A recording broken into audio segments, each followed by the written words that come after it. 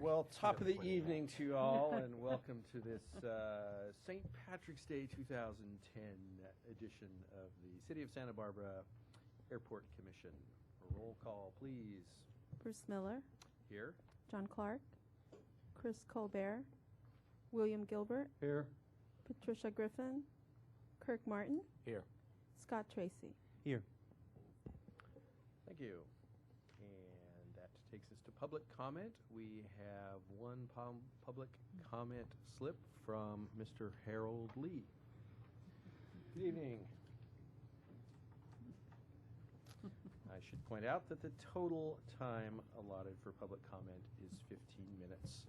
Generally, I think there's a time limit of 2 minutes, but seeing as we don't have an overabundance of speakers, we might not be too strict with that.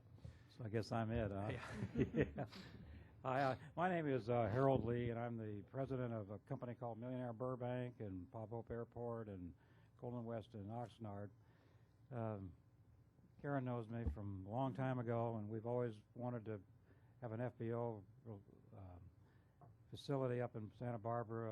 For many years. We won't go back how many years that was. Years ago when there used to be a company called Aztec up here back in the 70s, I used to operate that facility. So, but I understand down the road there's a master plan going on. There may be some opportunity that we could put an RFP and maybe get involved with that deal. I know we're way ahead of the game, but we just wanted to introduce ourselves and make sure that you still know we're around, and that we have a strong interest in Santa Barbara. We're very orientated toward both the jet and the propeller business, and we would love to be in Santa Barbara. We've tried to do for years. We had a facility in Santa Maria for years, and we're in Oxnard. We've been in Palm Springs and Van Nuys, so we've been around the block a few times, and I think we would be an asset, and I think we could contribute to the welfare of Santa Barbara. But I just want to introduce myself, and if any questions, we'll just wait for whenever the time comes. Thank you. All right. Well, thank you very much for coming to visit, and nice to meet you. Thank you. All right. That takes us to notices that the lease review subcommittee meeting scheduled for Thursday, March 11th was canceled, and that on Friday, March 12th at 5 p.m. the Airport Commission Secretary duly posted this agenda on the bulletin board at Airport Administration. Next is the consent calendar. Do we have any items to withdraw from the consent calendar? Okay. Those items then being the minutes, and for lease. I had a question about one of the leases? Yes. The sublease. When a tenant subleases from another tenant, and then their contract reaches the end of their term, I'm assuming that the sublease for the tenant's tenant also ends. Correct. So the city's not under any obligation, and they would have to reapply. No, and contractually they can't have a sub-tenant whose lease goes beyond the master lease. Oh, okay. Thank you. Mm-hmm. Any other questions, issues? Well, do I have a motion? Move that we accept. Take a motion to accept. All in favor of accepting the consent calendar? Aye. Opposed? The consent calendar carries. Thank you. Our liaison reports. We are joined by our City of Goleta liaison, Councilmember Ed Easton. Good evening. Good evening. I'm Ed Easton, City Councilman with the City of Goleta, and I normally just come by with a slightly humorous comment, and I don't have much to say. But this evening, that's not true. I have a story to tell you, and then my proposition. Many years ago, when I was on the Old Town Project Advisory Committee, the Technology Center, a good-looking building, and it wasn't before they took it over, came to us on a purely courtesy basis and asked us what we thought. And we told them, and they took some of our suggestions. And I was really impressed by that. Now, I go up and down this road fairly often. And it's always seemed to me that that was really a very nice thing for the city of Santa Barbara and that client to do, and wondered if that might happen again. And just to prove that I do read your agenda, you are having a closed session this evening to talk about a full block of your property across the street. And that would indicate probably something that Mr. Olson has in mind, something significant. And I just wonder if that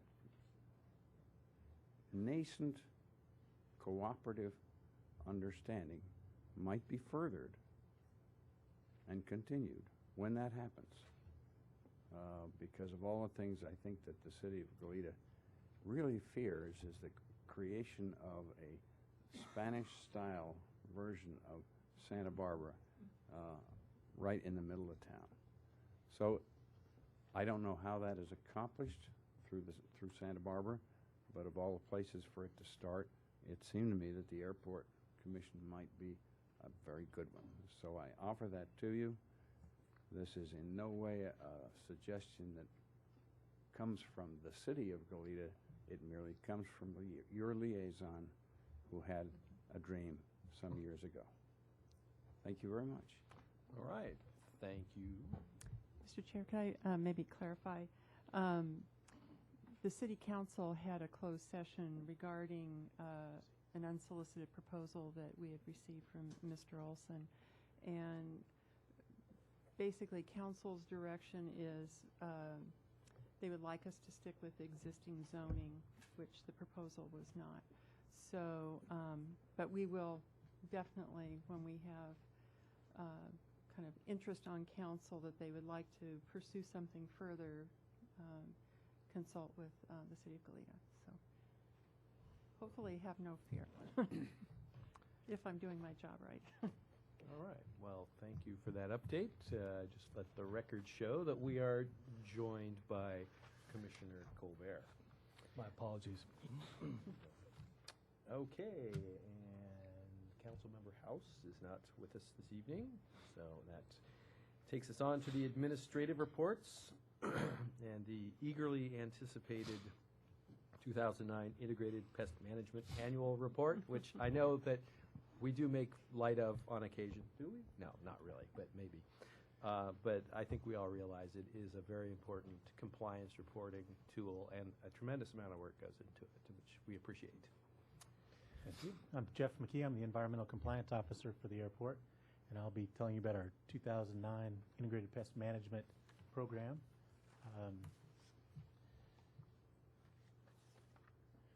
Give you a little outline about what I'm going to talk about. I'm going to give you a little background since we have some new commissioners, a little more background about the city program and how it works.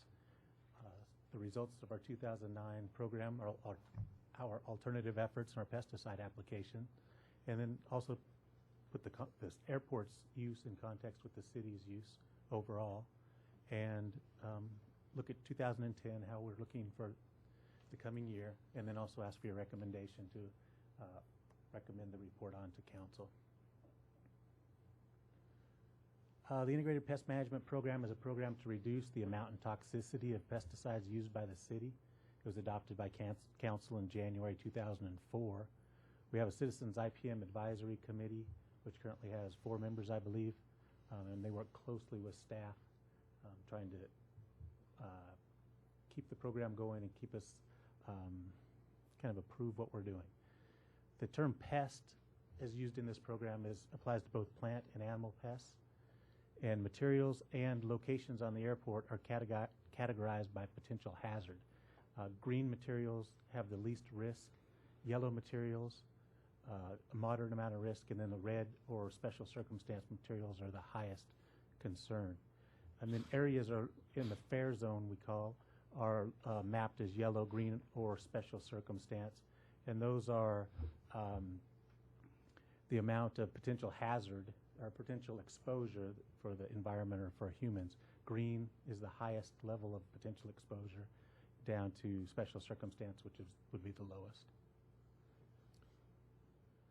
The annual report was drafted by Parks and Recreation Department. Santos Escobar is with us tonight. Raise your hand, Santos. He's the parks manager.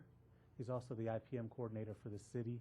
And as I said, his staff drafted this. He and his staff drafted the report this year. It was reviewed. You should have a letter in your packet by the Integrated Pest Management Advisory Committee. That's Greg Chittick, Oscar Carmona, Kristen Labonte, and Corey Wells. And none of them could be here tonight. But I hope you'll read their comments. Rainfall is an important part of the IPM program, kind of directly impacts weed growth, mosquito sources on the airport, and rodent populations. We had a dry spring in 2009. As that graph indicates, we had just above average in February, and everything else was far below average. And then this fall, we had a wet October and December, but we've been dry other than that, as you know, but wet into the spring of 2010. 2009 results summary. Airport logged over 14,000 hours of alternative efforts. Those would be hand weeding, weed eating, applications of mulch. We also did some heat treatment in the terminal for termites, so all those hours added up to 14,024. We also significantly increased the amount of pesticide that we applied this year over 2008. The majority of those applications were for some red material that we applied to control rodents on the airfield and also to treat for drywood termites into airport buildings. We also continued the mosquito and weed abatement efforts, and we saw some increased amounts applied there as well. Looking at the alternative efforts over the last few years, as I said, we have over 14,000 in 2009. It's down slightly, and we're going to see that continuing to decrease. The native habitat restoration areas are taking hold, and our work effort there will be decreasing over the coming years. So we'll see it continue to decline. Also, we do alternative efforts outside of the airfield fence. Everything but the Hollister Islands or green areas, and only green chemicals can be used there. As I said, hand weeding, weed whipping, mechanical trapping of gophers outside the fence, heat treatment and mulch are the alternative efforts. Looking at the airport's contribution to the citywide effort, airport performed 70% of the alternative efforts reported citywide in 2009. You can see the decline also in citywide hours. That's reflective of the tighter budget and less people to do the work. IPM is really labor intensive, and we're just shorter on staff. In 2008, we constituted 67% of the city's IPM alternative effort hours. So looking at pesticide use, these are just raw numbers, how much we used overall. The things I want to point out mostly are under mosquitoes. The Vectobac G is a green material, and vector control is trying to rely more on the green materials than the yellow materials, less toxic. And so we have a significant increase in that for 2009. The next, under weeds, the very bottom XL2G, we used 200 pounds of that. That was a alternate or a kind of a pilot project that we were trying to take care of some of the resistant weeds out on the airfield. And then also the two reds on the right-hand side were additional applications for the 2009 year. So that's most of where the double, nearly or over double amount came from. And then I'll talk about each one of the kind of pest areas to show you what we used in each one, how it looks from years past. You can see here that we're about the same on the yellow materials, but significantly increased our reliance on the green materials for mosquitoes. And as I said, vector control, Mosquito and Vector Control District, Santa Barbara County is kind of our expert in this, and they do the applications for us. Drywood termites, we got exemption to use a red material. The IPM Advisory Committee has to grant us an exemption. They granted us an exemption for Vicane, which is a chemical used in termite tenting. Heat treatment wasn't an option. The Advisory Committee prefers heat treatment if possible, but because of the size of the buildings we were treating and the tenants in those buildings had a lot of sensitive, heat-sensitive electronic equipment inside, it wasn't feasible for us to completely remove all of the contents of the building and heat it up. So we went ahead and we proposed using the red material and used it on 2 buildings in 2009. We had a problem with one building, so the contractor came back and retinted the second building again under warranty, so that increased the numbers of material that we were required to use. So in overall, we used 253 pounds of Vicane to treat 2 buildings. But as I said before, we also heat treated one office in the terminal where there was no toxic pesticides used, just heat to control also drywood termites. Weeds, ongoing effort on the airfield. Weeds obscure lights and signs, so we're required to keep those weeds down out there.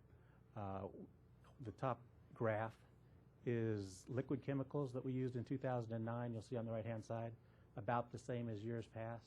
But as I mentioned before, the lower graph, we tried XL2G, which is a dry material, to take care of some resistant weeds that are coming in on the airfield. And we had kind of mixed success with that, and it shows a large amount of material that we used there. Rodents, I used this picture in the top corner last year, but it kind of points out the problem when we have rodents on the airfield. Predators are attracted, and then they're a potential collision risk for aircraft. So after several years of not doing a lot of rodent control on the airfield, we had a major effort to reduce the numbers out there, and you'll see that by the red bar on the right-hand side. That's entirely fumitoxin. We treated areas where the runway shift had not been treated before since the runway was shifted. Those are new areas, so that was one reason that it's thought we used more than we were expecting there. We also used 83.8 pounds of yellow difascinone-based rodenticide on ground squirrels and rats and mice around the airport also, to just reduce the numbers and limit the attractiveness for predators. These are the graphs showing the airport usage on the left-hand bar on both sides of these graphs, and the overall city usage on the right-hand side. So you can see for the left-hand graph is pounds of material, dry materials. You can see that we used the 97% of what the city used citywide was used at the airport, and over 50% was used just to control mosquitoes in the slough. On the right-hand graph, that's the liquid materials. We used 81% of the liquid materials that were applied citywide, and that's again largely weed abatement on the airfield. 2010 outlook and challenges. Spring, as I said, has been above average rainfall. So we're expecting high mosquito, weed, and rodent populations this year, which may lead to increased applications. We probably won't be using as much of the red material as we did last year, which is a good thing. We've already been notified by Mosquito and Vector Control that they're going to ask for a second extended release application of the mosquito control chemicals because the basins are full out there, and they're going to be they aren't going to dry up in time. They'll last past the time that the first treatment extended release Alticid will work. It lasts 180 days, and the basins will stay there longer than 180 days. We're also working on, as you know, an additional tidal circulation project. That generally reduces the amount of pesticides, so hopefully our fall application will be somewhat less than it has in the past. And we did a exemption last year for Roundup Pro Max, which is a little different formulation of Roundup, and that was approved and added to the list. And we've had good luck with that as we've used it this year, so we'll continue to use that next year. And that will cause a slight decrease in what we're using also.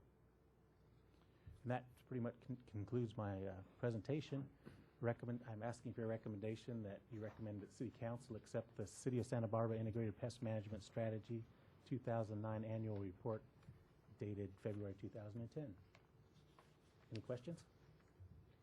Well, I think we all understand that the city's under tremendous budget pressure, and Parks and Recreation certainly. So I think it's really great that this is still receiving the attention that it really deserves to keep this monitored. And I think it's good to note that the advisory committee had no dissensions on this report, and that there are some steps that the airport is taking to further improve its activities, including some training programs for your landscape contractors. So I think that's all good. Yes. I'm new, so forgive me if these questions seem a little mundane. Could you speak to cost impact, chemical cost impact this year over last year? I know that petroleum's going up, and I know from farming practices, at least in the avocado industry, you're seeing a lot of costs increase in the last few years associated with pesticides. And then, not being a chemist, could you speak to the environmental impact of the rodent control, that particular chemical? You know, you're showing a predator there eating a dead gopher. Could you just general speak to that? Chairman Miller, Commissioner Colbert. Tracy, can you talk about the cost that we incurred?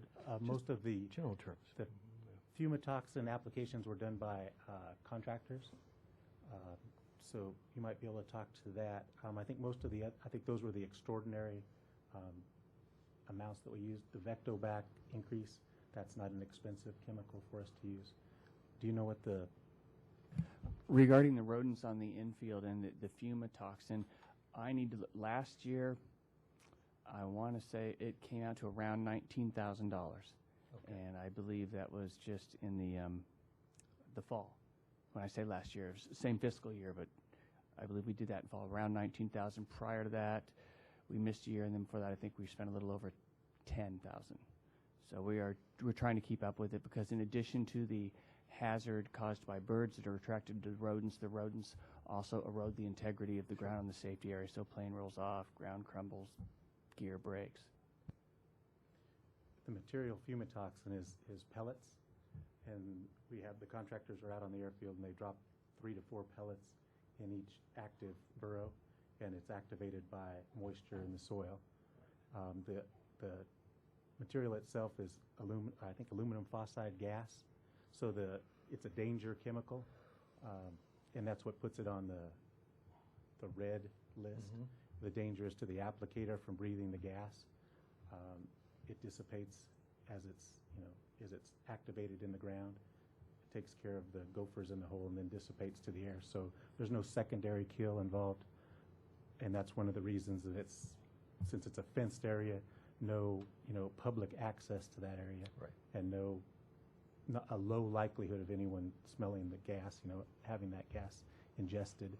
It's kind of a really perfect use for that chemical without, even if we use some of the yellow materials, they have some secondary effect if an owl were to eat a gopher that had ingested that, or a ground squirrel, or with the fumitoxin, there's no secondary.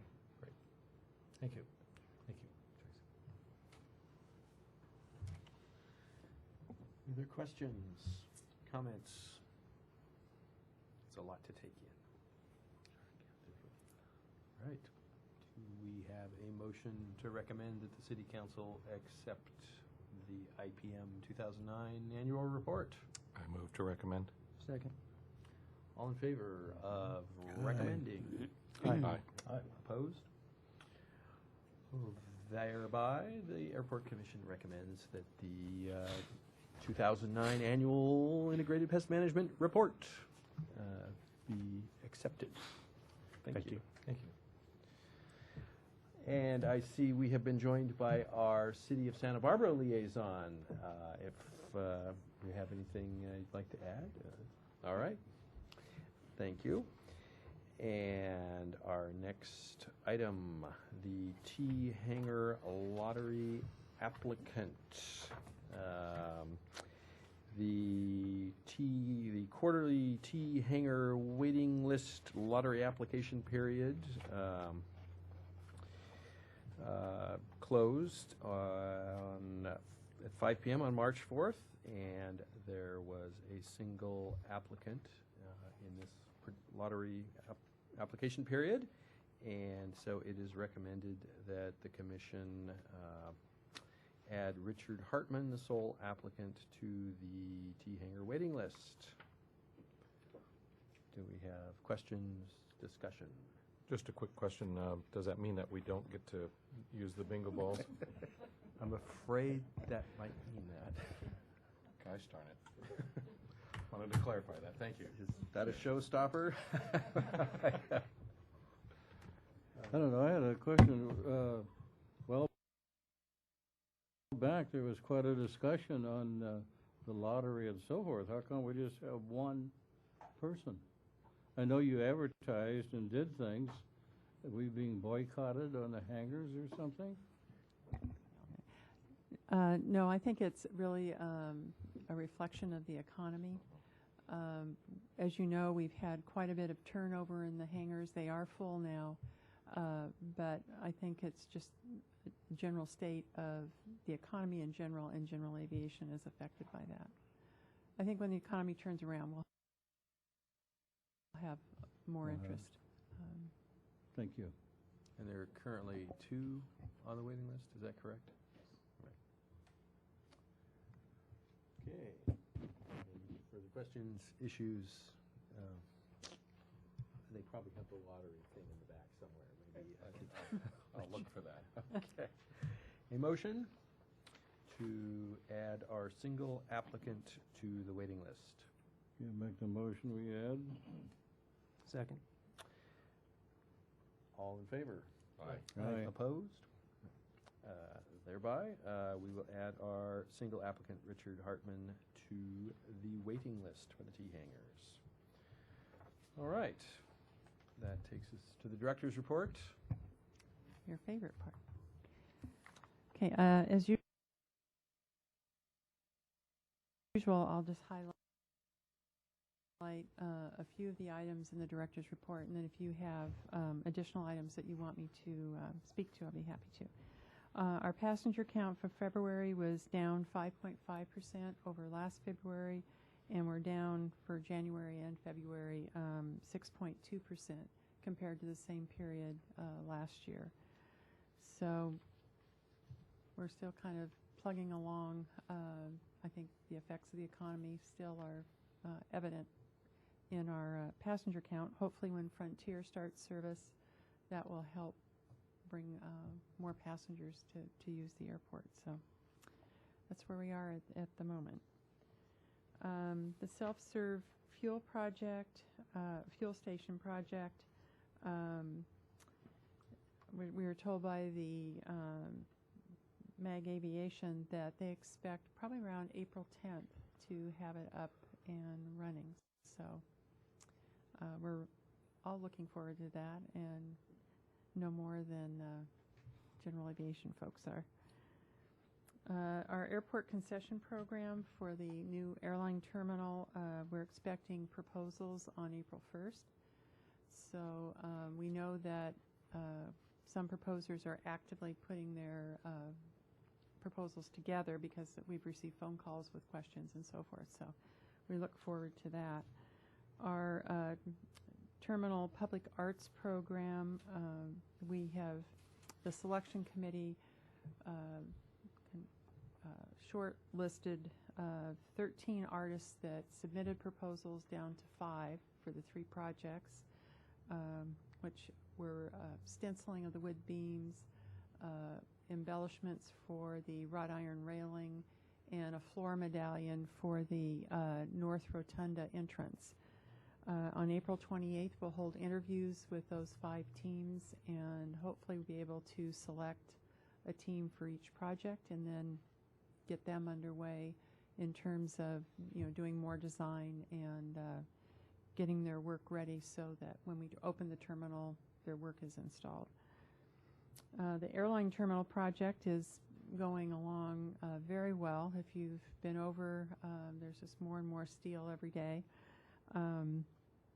We are probably about a month behind schedule due to rain delays. We've had a lot more rain this rain season than we have in the last couple. So hopefully they'll be able to make up some of that as we go along. But the project is going along so far very well. I'm happy to report. And I think that's it for the items that I had. If you have any items that you'd like me to speak to, I'd be happy to. I had two.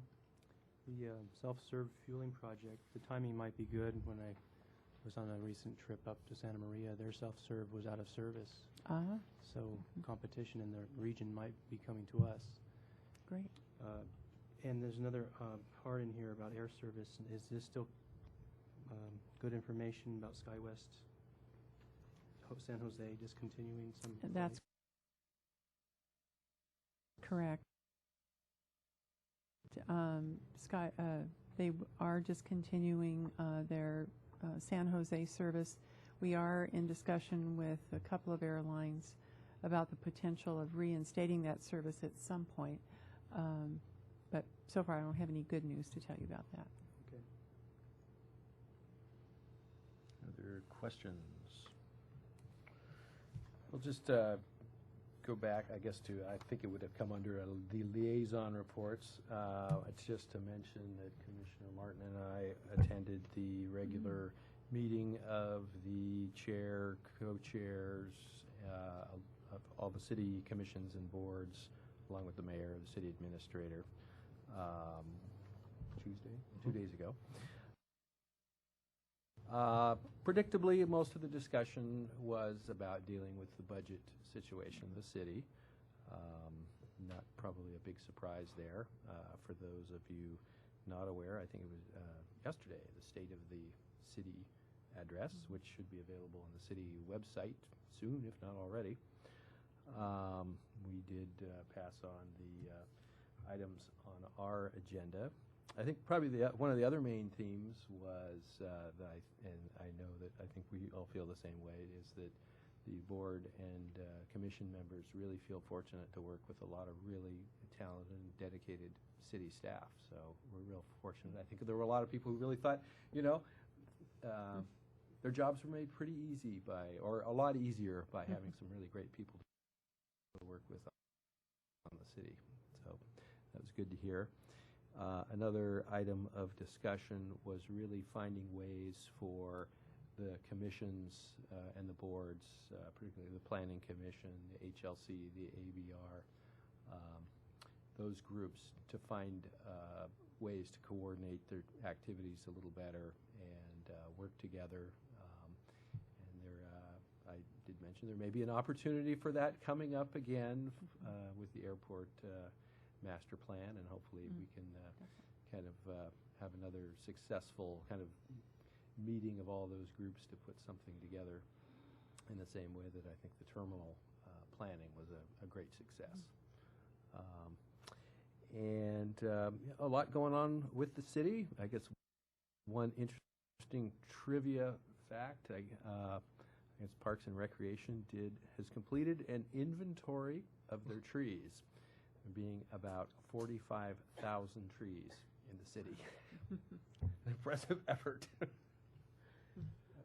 One thing I'd like to add to that, Chair, is the fact that a lot of the public is now saying, well, why is the city spending money on this project or that project when we may be eliminating another project? At one point, they wanted to make all of the commissions make sure that we try to help educate our public, is that there are enterprise projects like the airport, and there are non-enterprise projects. And funds come from state grants, federal grants, and that sort of thing here as they do here. And so it lies to all of us on the commission here to make sure that when we're speaking with the greater public, we make them aware that, for instance, we're not taking money at the airport from the general fund. And I thought that was a very key point that they brought up, because it is very important that people understand in the prioritizing of various projects that these projects are self-sustaining. So that's my 2 cents worth. Okay. Yes, Mr. House. Just a chance, if I may, to really amplify that, and I appreciate Commissioner Martin bringing that up, because it is probably one of the most difficult parts of communicating both the severity of the situation that the city's general fund is facing, as well as the success of the enterprise fund approach that we have for the water and wastewater and the waterfront and the golf course and the airport and the downtown parking. Actually, although it's not by charter, we treat that as an enterprise fund as well. And even then, you have the redevelopment agency downtown, which has another kind of funding. And so we really want to assist people, and I'm here to amplify that and understanding how the city is organized, and in particular for the airport, how it runs in a self-sufficient kind of way. It actually is a fund that is not reliant on the general fund on one hand, as you mentioned, but the other side, it's not directly contributing to it.